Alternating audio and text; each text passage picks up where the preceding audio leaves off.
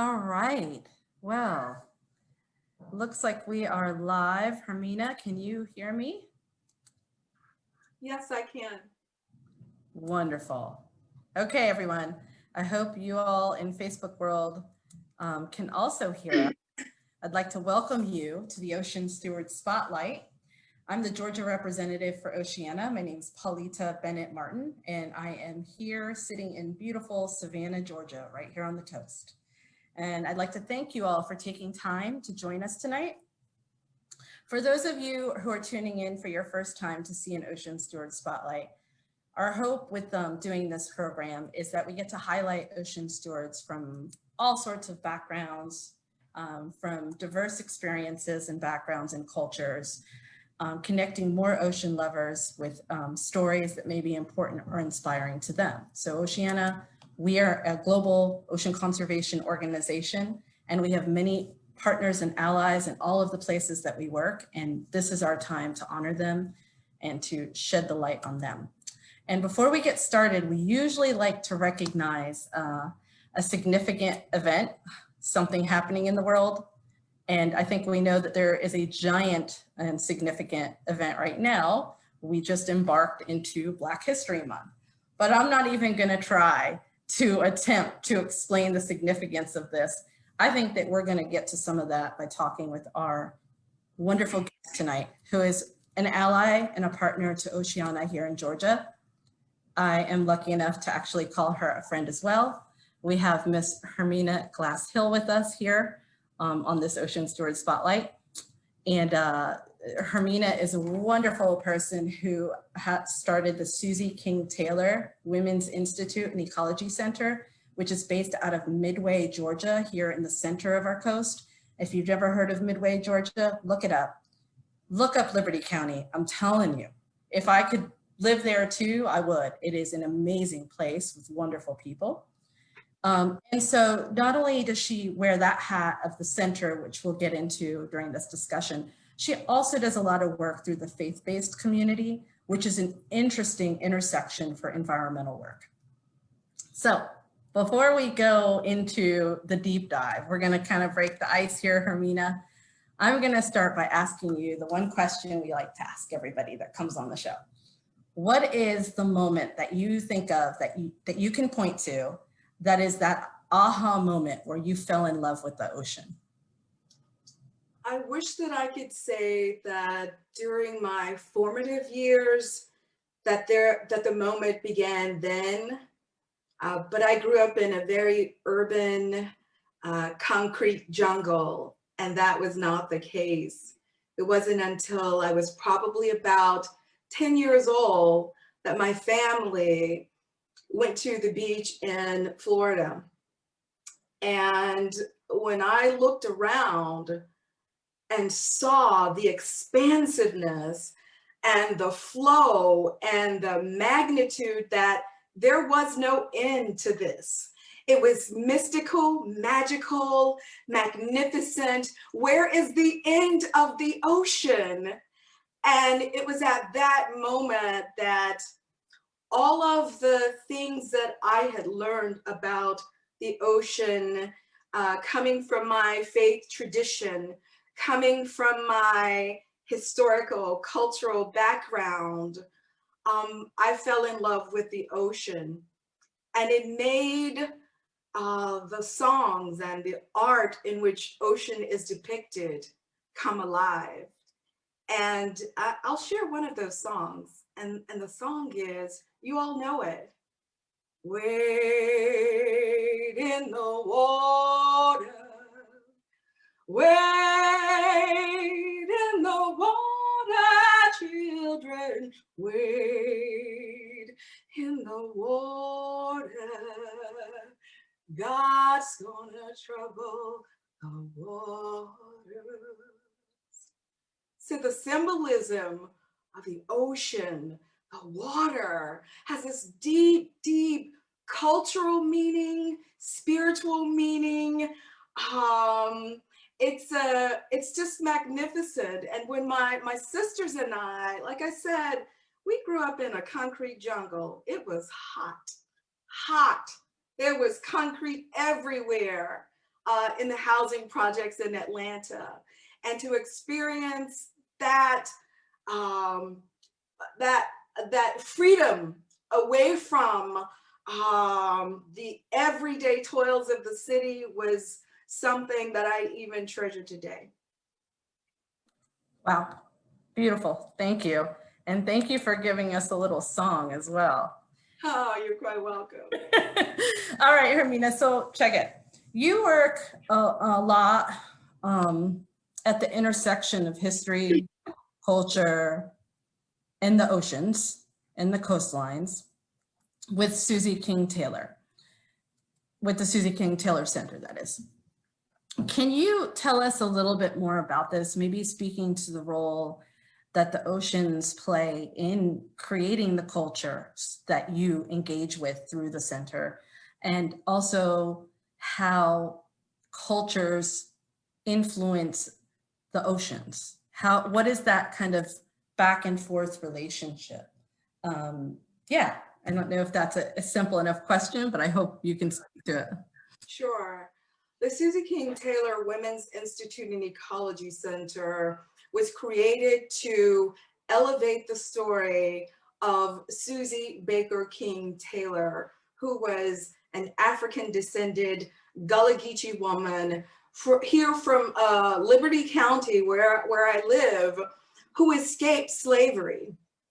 And she was no stranger to the waterways, because the culture of the Gullah Geechee people, who are the descendants of Africans who still retain various Africanisms even to this day, water was very significant.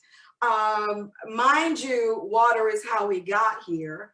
Mind you, water was the element and the source of life in which the colonizers, if I will say, the colonizers needed water for the rice culture, but also the Gullah Geechee people were deeply interconnected with the waterways as a source of transportation, the waterways as a source of life, the waterways as a source of freedom that they did not easily have. Susie King Taylor, when she escaped during the Civil War, she talks about she escaped by boat, and she arrived into the St. Catherine Sound, and she talks about this huge ship that is there to whisk her away to freedom. And she talks about, she equates that with unbounded joy, being on the water, being free, literally and figuratively, and then looking back to slavery no more. And so this unbounded joy has been an inspiration for me in doing this work, because the intersectionality of the history of the coast, the history of all people on the coast, but specifically African-American Gullah Geechee people, as well as the Europeans that were here. And we must not forget about our indigenous brothers and sisters whose culture was here first, which were the Wale people, the Temecuen people, the Seminole people. We must stop, and traditionally we would pour libations. We must stop and pour libations for these ancestors on whose land it was stolen and taken and appropriated, however you want to say it, and the land on which my foreparents lived.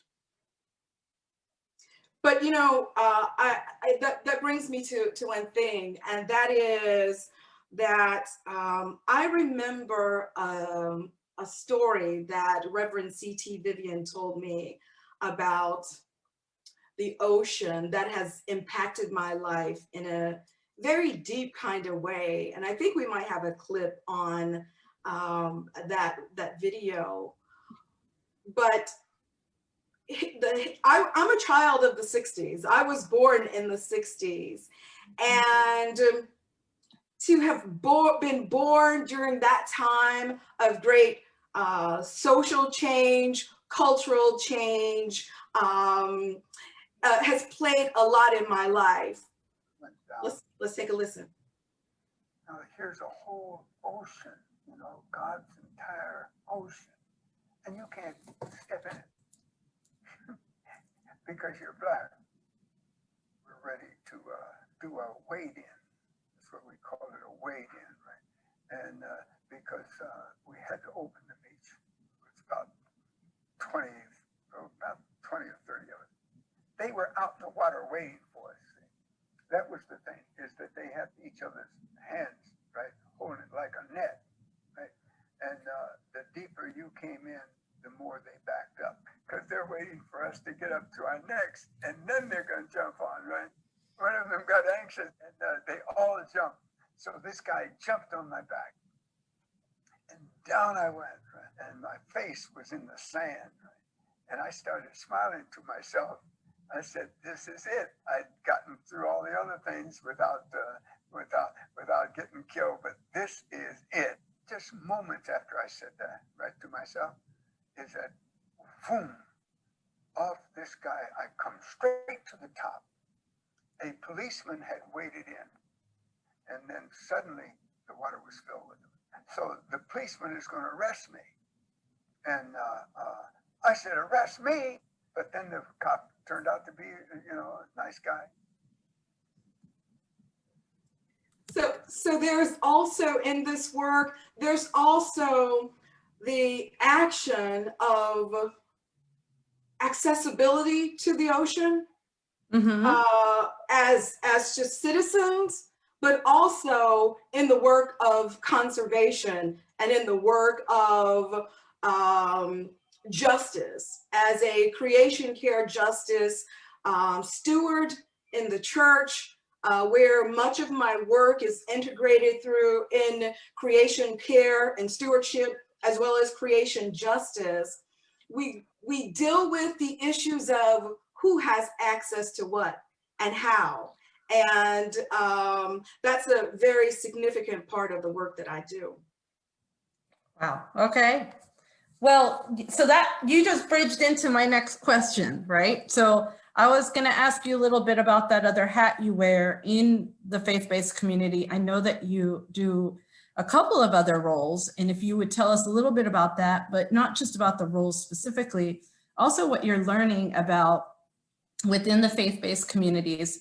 What's the idea of our role, us, the humans, in these natural spaces like the ocean? How do we see our relationship to it in these different faith-based communities?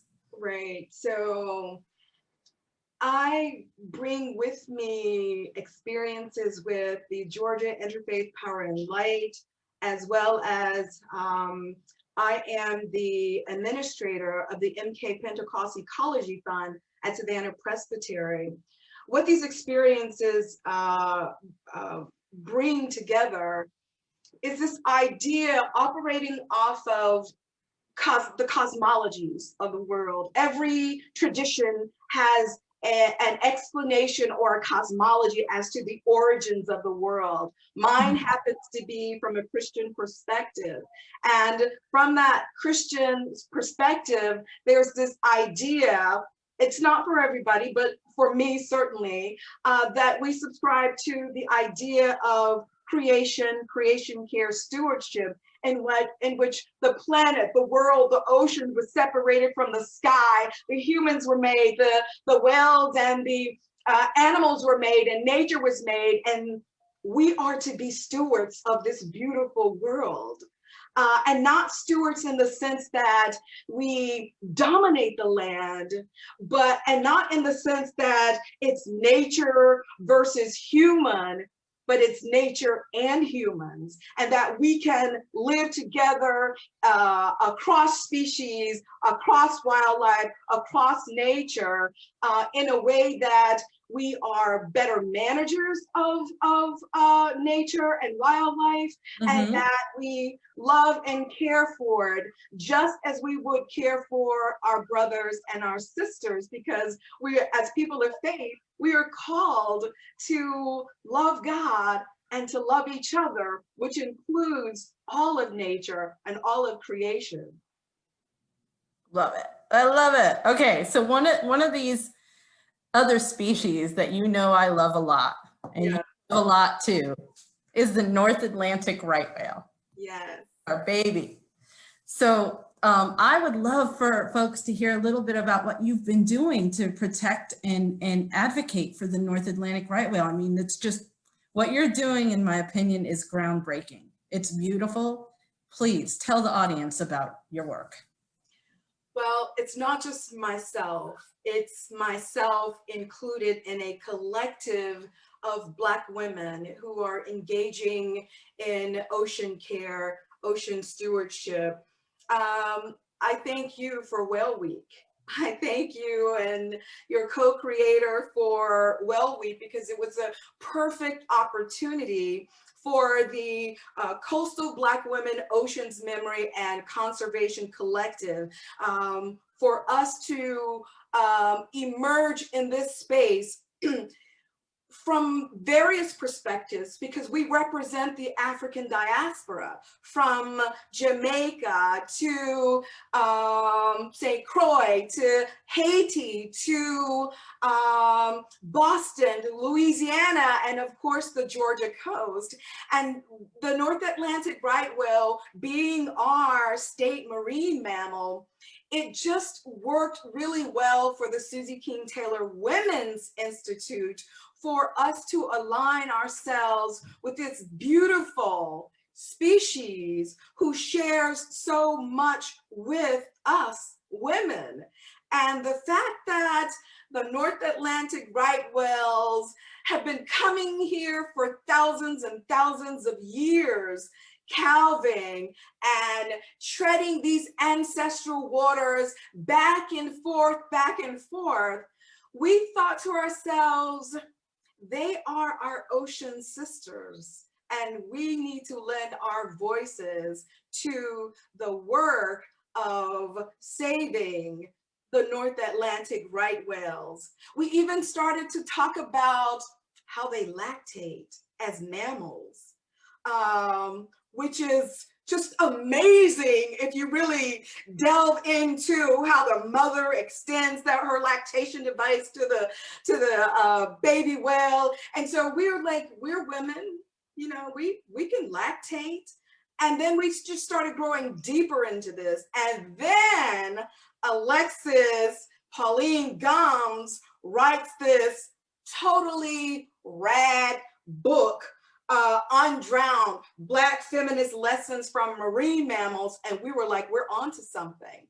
But the Coastal Black Women's Ocean Memory and Conservation Collective is about our stories, our relationship with the water, with us being from these different diverse places throughout the diaspora. We have different orientations and cultural respect for the water. And what emerges out of this are beautiful, diverse stories. There's one woman in our group who has a mermaid story. Her mother has this mermaid story. So all of these cultural stories are emerging out of the water. If the Greeks could have stories about mermaids serenading the sailors, how come we can't expand our mind, our sense of discovery and exploration to think that, do mermaid stories still exist, or can we create them?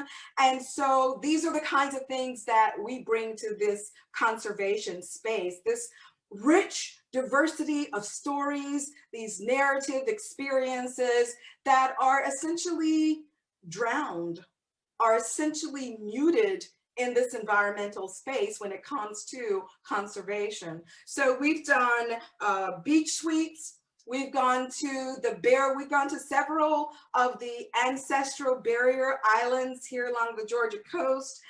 to do that work.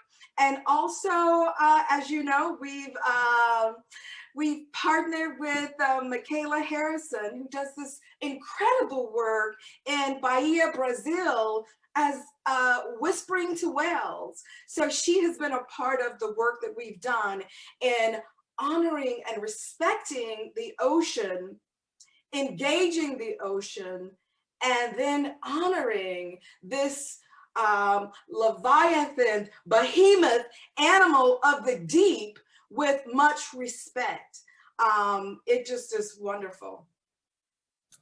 I love this. And you know what I think is so beautiful about this is that it's not that there's one right way, or, you know, it's a matter of doing all of these different practices to truly create conservation, right? And because the way different approaches that people have wind up inviting different folks to the fight, right? Right. And different people then get attached to this idea, or attached to, say, this whale, or basically mobilized to protect the things that they love. But if they don't even have the love to begin with, then where does it go, right? Nowhere. Right, right. Wow. So that's absolutely beautiful. Thank you so much for that. And if I may add, Paulita, the Break Free from Plastic grant that we got from Break Free from Plastic. Yes. It was more than just about, it was about the whales, but it was about how do we even change our own human behaviors on the manufacturing side, on the waste side, the amount of plastic that ends up in the oceans, and showing up in necropsies of these whales is very disconcerting for us. And so that grant was very instrumental in us being able to do this work and engage in that level. So, you know, from the beach sweeps to really going from island to island, it just connected us to the ocean just that much deeper. Absolutely. And it sounds like you all had some very, again, intersectional conservation discussions, because you're talking about another giant global issue right there, plastics. Yes. Well, there is overlap. I mean, we think about all these issues separately because that's how we work on them, say in the science sphere or the policy sphere. But there's a great opportunity to also start looking at these issues with the overlap of how they actually influence one another. Right. Okay, so we've got, well, I could go on and on with you, but we have kind of two audiences that tune in, all right? One of them seems to be folks that are interested in how to take action, how to get involved in conservation, how to do more. And so for that group, what would you say to folks that are like, hey, I love the ocean too, and I want to do something about, like, what kind of tips would you give to the viewers to get involved in protecting the oceans? The tips that I would give would be to find where your passion is and form an alliance with those people who do what you like to do or do what you would want to do. And don't be shy about it. You know, when it comes to young people who are so full of life and zest and this sense of, you know, the future, I would say align yourselves with Oceana.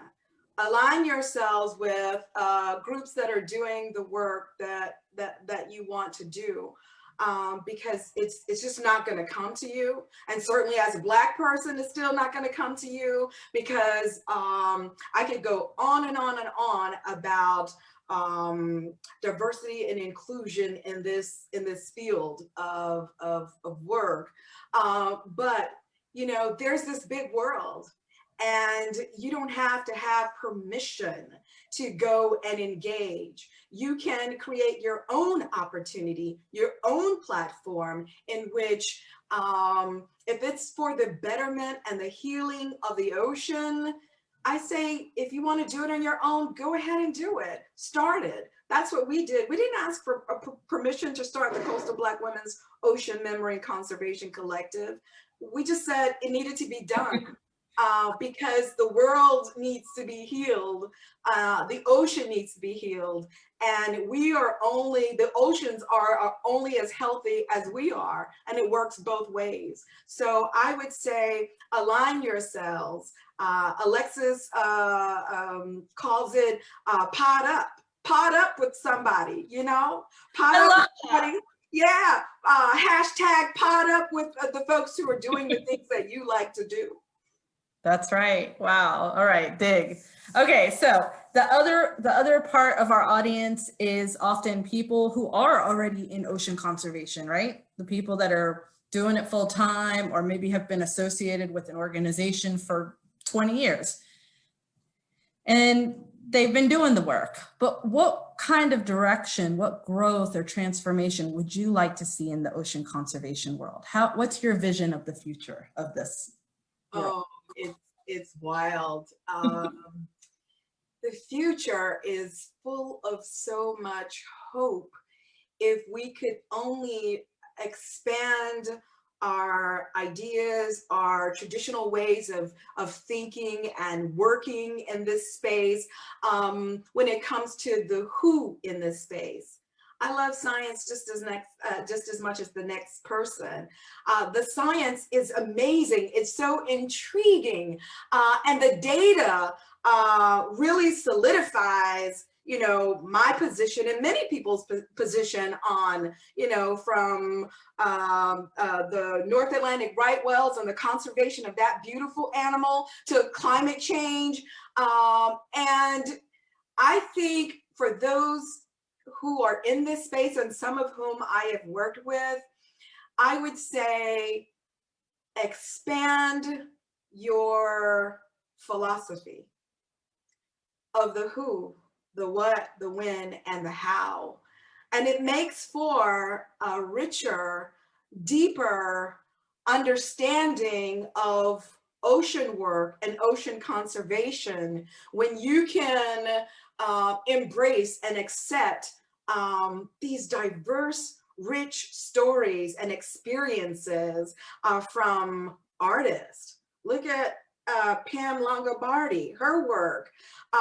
When you can look at Michaela with singing to the whales, you know, so there are these aspects of engaging the ocean and integrating ourselves into this space. Integration is a very interesting word coming from me and other people that look like me. Mm-hmm. So if we could expand not just diversity and inclusion for the sake of being diverse and inclusive, but for the richness which comes out of that, from the rich, deep information that will feed us and sustain us and give us the tools that we need to mitigate what is happening to the ocean, to adapting to what is needed for now and the future, and to develop a resilience that will be for everybody, not just for the wealthy, not just for those in the academy, but for every human being who walks this planet, you know? So I would say, sit down with your boards and do some real serious planning when it comes to what do you want the future to look like. I don't think there's a person in this work who doesn't see the future as bright and habitable and vibrant and thriving for everyone. And that's where the creation justice work comes in. But I would say expand your approach to the who. The who does this work. Beautiful. Thank you. Well, our time's coming to an end, and I hope to get you back here. I'd love to host you again so we could dive deeper into your work as it progresses in coastal Georgia. You know, there's just a lot of time we could fill talking about these things, because I think you're getting to the core of the culture of conservation.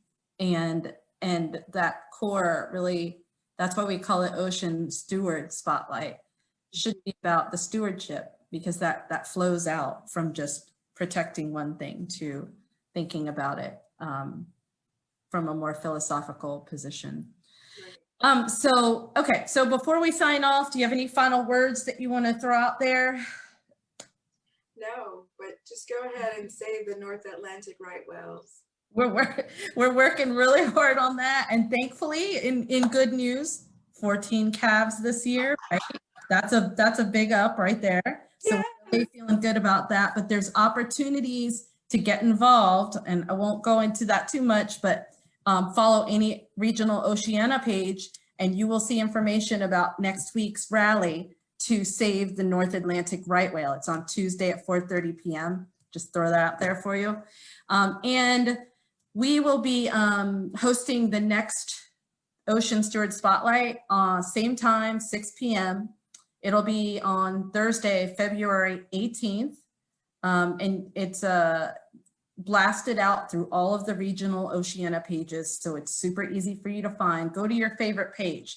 My favorite Oceana regional page happens to be Oceana, Georgia, but there's about 13 others. Tune in. We're going to be talking with a young lady who is a youth activist who wrote a book on plastic pollution.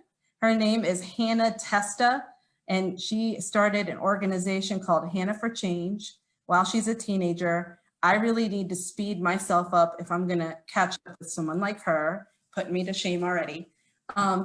And thank you for tuning in, for being interested in these issues. And until we see you again, may you stay blessed and inspired for the oceans. Thanks.